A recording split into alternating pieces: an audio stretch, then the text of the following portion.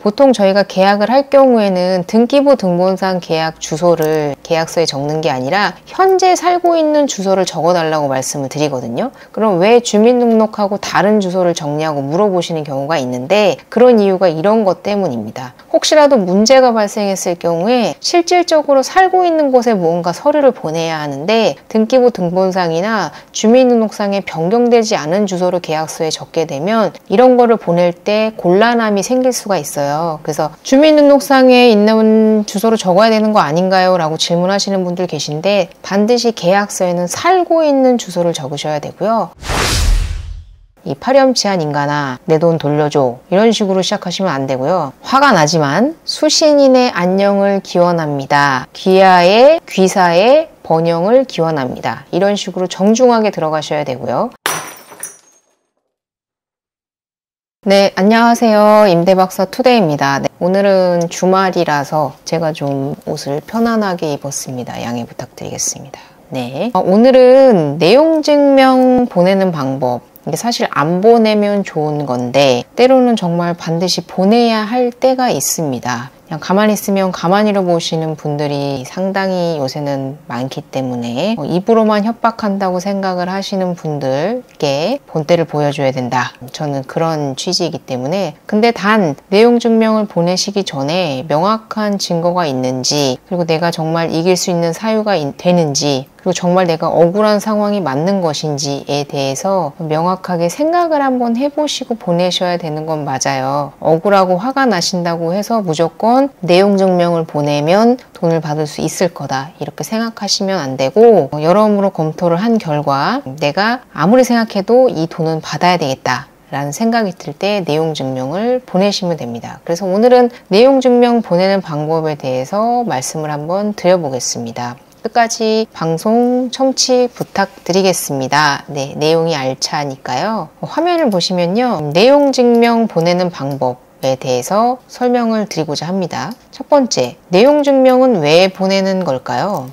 결론적으로는 뭐 받아야 될 금전이 있거나 그 밖의 사항들에 대해서 상대방이 그 채무를 이행하지 않을 때 이행하라고 이행 촉구를 하는 거라고 보시면 될 것 같은데, 제가 지난 방송에서도 말씀드렸는데 내용 증명을 보내실 때는요, 반드시 정중하게 보내셔야 합니다. 이게 협박을 하거나 회유를 하거나 아니면 감정에 호소한다거나 이런 것들은 전부 배제하시고 최대한 깔끔하고 냉정하게 작성을 하셔야 한다. 이거는 법원에 들어갈 서류가 될 수도 있기 때문에, 물론 경고성에 아니면 선전포고식의 뭐 그런 내용이 될 수도 있지만, 우선은 화해를 하기 위한 것이 근본적으로 가장 큰 목적이기 때문에 화해의 제스처로 내용 증명을 보내셔라. 화가 나시고 짜증은 나시겠지만 화해의 제스처로 내용 증명을 보내셔라. 그런 이유로 해서 제가 어떤 방식으로 내용 증명을 보내시면 되는지에 대해서 말씀을 드릴 겁니다.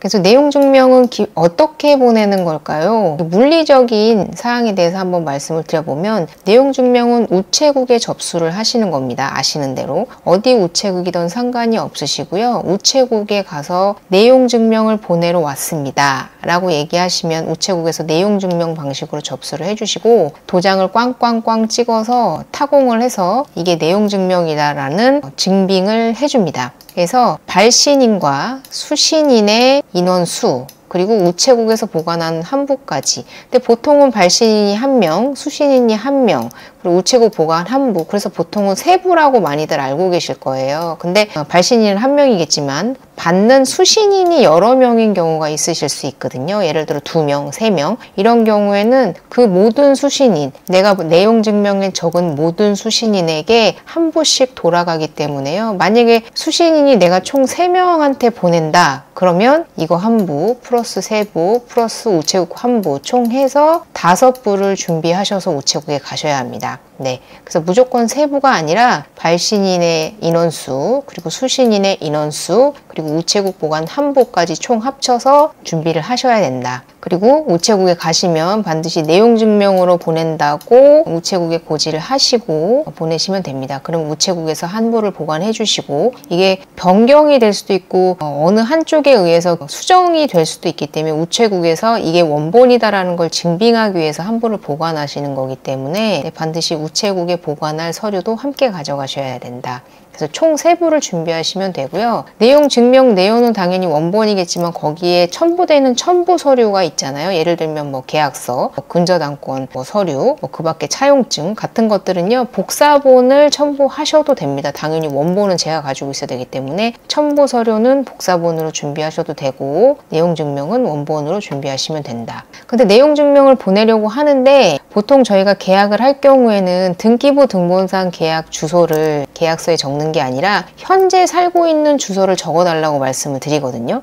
그럼 왜 주민등록하고 다른 주소를 적냐고 물어보시는 경우가 있는데 그런 이유가 이런 것 때문입니다. 혹시라도 문제가 발생했을 경우에 실질적으로 살고 있는 곳에 무언가 서류를 보내야 하는데 등기부 등본상이나 주민등록상에 변경되지 않은 주소를 계약서에 적게 되면 이런 거를 보낼 때 곤란함이 생길 수가 있어요. 그래서 오히려 주민등록상에 있는 번호로 주민등록상에 있는 주소를 적어야 되는 거 아닌가요? 라고 질문하시는 분들 계신데 반드시 계약서에는 살고 있는 주소를 적으셔야 되고요. 대신에 확인 설명서는 등기부 등본상 확인한 주소 그대로 적어주시는 게 맞습니다. 네. 그래서 혹시라도 근데 그냥 주민등록상에 있는 주소를 적었는데 이사를 갔어. 그래서 주소가 틀린 걸 알고 있어. 이미 내가 알고 있는데 그래도 보내야 할까요? 라는 질문을 하신다면 네, 그냥 틀린 주소를 알고 있음에도 불구하고 그냥 그 틀린 주소로 보내시면 됩니다. 보내시면 당연히 반환이 되겠죠. 주소가 틀렸기 때문에요.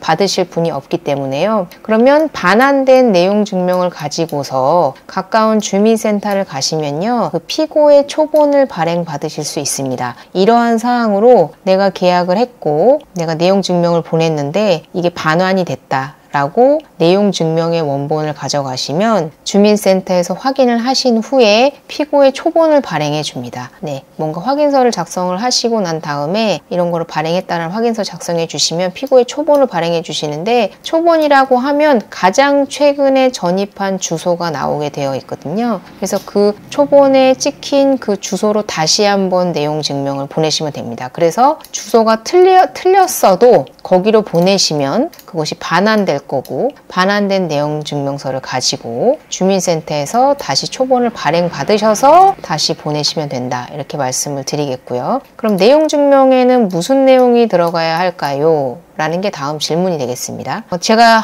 아까 앞서도 말씀드렸지만 내용 증명은 경고장이 아니고요. 그리고 자기의 억울함을 표현하는 일기장이 아닙니다. 그렇기 때문에 사실을 적시하셔야 되고요. 상당히 정중하게 쓰셔야 합니다. 그래서 보시면 첫 번째는 제목이죠. 저희 같은 경우에는 중개보수를 받지 못해서 내용 증명을 보내는 경우가 많기 때문에 예시로서 상가임대차 계약 중개보수에 따른 중개보수 청구 이런 식으로 이제 내가 받지 못한 내용에 대한 제목을 써주시면 되고요. 그리고 반드시 수신인 발신인이 들어가야 합니다. 이거는 필수사항이고요. 그래서 주소 그리고 주민번호, 연락처 발신인도 마찬가지로 주소, 주민번호, 연락처입니다.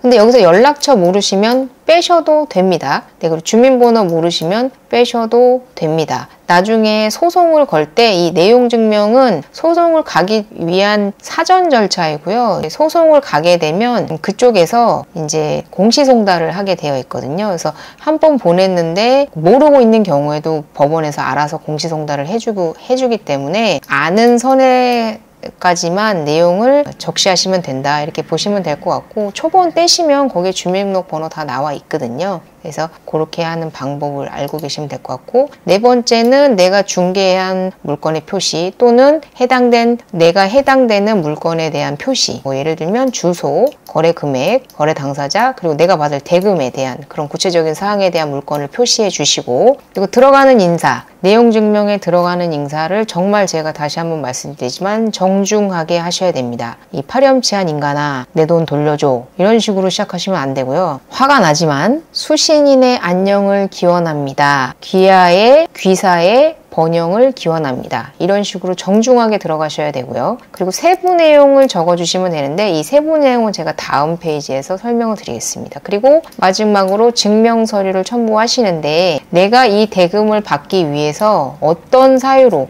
그리고 어떤 원인에 의해서 이런 대금을 받을 사유가 생겼는지에 대해서 계약서, 확인설명서, 뭐 기타 그 밖에 증빙이 될 수 있을 만한 서류를 복사본을 뒤에 첨부하시면 됩니다. 네. 그래서 내용 증명에 들어갈 내용은 첫 번째 제목, 그리고 두 번째 수신인. 수신인은 여러 명이어도 상관없습니다. 네. 발신인, 그리고 물건의 표시, 들어가는 인사 반드시 정중하게 야 이놈의 XX야 이런 거 안 됩니다. 네. 그리고 6번 세부 내용, 그리고 7번 증명서를 첨부하시는데 계약서, 확인설명서, 그 밖에 기타 서류들. 그리고 이거는 사본이어도 상관없습니다. 네, 나중에 필요하면 법원에서 원본 제출하시면 되기 때문에 기본적으로는 사본으로 첨부하셔서 내용 증명 보내시면 된다. 자, 그렇다면 6번 세부 내용에 대해서 한번 말씀을 드려보면, 네, 내용에 대한 내용입니다. 그래서 가급적이면요, 이게 나중에 이제 내용 증명은 경고성이기도 하고 내용 증명을 보내는 것만으로도 대금을 지불받을 수 있는 가능성이 상당히 높기는 한데요. 이게 법원 소송까지 갈 수도 있거든요. 그렇기 때문에 그리고 상대방이 이해를 할 수 있게끔 해 주셔야 돼요. 아, 이런 관련 법조문으로 인해서 내가 저 사람한테 돈을 주어야 하는구나 라고 이해를 시켜야 되기 때문에 반드시 관련 법조문을 포함하셔야 됩니다. 근데 이 관련 법조문은요, 인터넷의 네이버 검색창이에요. 찾기 쉬운 생활법령 정보라고 검색하시면요, 법령정보 사이트가 나오는데요. 궁금한 것에 대한 단어를 거기다 입력을 하셔서 찾아보시면 관련 법조문을 찾아보실 수 있습니다. 저 같은 경우에도 중개보수를 못 받는 경우에 중개보수를 내가 몇 조 몇 항,